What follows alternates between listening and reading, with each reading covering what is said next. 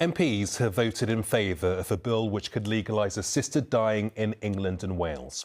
The legislation now progresses onto the House of Lords for consideration. If it's passed, it would mean anyone who is terminally ill and with 6 months or less to live could be allowed an assisted death if doctors and others allow it. Amy Lewis joins me from Central Lobby. Amy, what's the reaction been like there from MPs? Well, Gamal, initially, when the result of that vote was read out in the House of Commons, it was absolutely silent. You could hear a pin drop. Normally, you might expect after a vote to hear clapping, but not today. You know, there's no getting away from it. This is an historic vote. It is the biggest social change that we have seen, arguably, in a lifetime. And you know, just after the vote here in Central Lobby, it was absolutely crammed with MPs from both sides of this debate. You know, this debate has been incredibly passionate, but also in many cases incredibly personal. It's, you know, one of the few times where we've really seen MPs, I suppose, at this level talking about their own personal experiences with family members, you know, and relatives experiencing a kind of death and end of life. Now, here in Central Lobby, I spoke afterwards to MPs from both sides, including Kim Leadbeater, of course, who is a Labour MP. She's behind this bill. She brought it here as a private member's bill. She's worked on it for many months. She said to me it was an example, she said, of politics at its best. She then went on and cited a recent, for example, YouGov poll that showed that around 3/4 of Britons, she said, supported this. And she said that politicians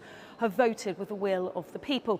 But then, of course, as well, of course, there are those who are against it. The opponents, I spoke to some who felt that they needed more protection, this bill, with regards to safeguarding. They feel if it does go on and become law, which of course now it is expected to do once it's been through the House of Lords, that they feel that it could face lots of challenges in the courts. And just to give you an idea of how split the House has been on this, you only have to look at the Cabinet, which was split really in half. You have on one hand Sir Keir Starmer, the Prime Minister, who voted in favour of it, and yet his deputy, Angela Rayner, voted against it. Now, if we just recap the vote, 55 MPs, there was a majority of back in November when MPs last voted on this, but today it was split, it was 23.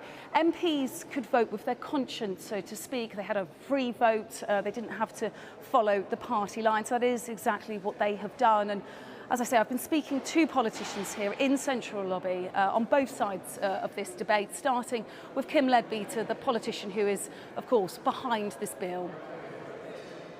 No, I mean, I didn't know how this would go. I thought maybe it would just raise the debate again and have the discussion, and I'm really pleased that it's done that. We're talking about death and dying in a way that we're not very good at in this country. But I also knew there's a huge amount of support for this change. The public polling on this issue has been consistent for decades. There was a poll out just this week, 75% of the public support a change in the law. Certainly, everywhere I've been in these months, people have come up to me and said, thank you for doing this.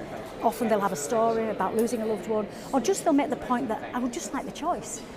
The problem with the assisted dying bill that we've just voted on is that it's very, very wide. There are huge numbers of people, the vulnerable, the elderly, people with mental health conditions, people with eating disorders, who would be within scope of this bill. I don't think the threshold for eligibility is high enough in terms of ensuring people have full capacity, that they're not at risk of coercion by others.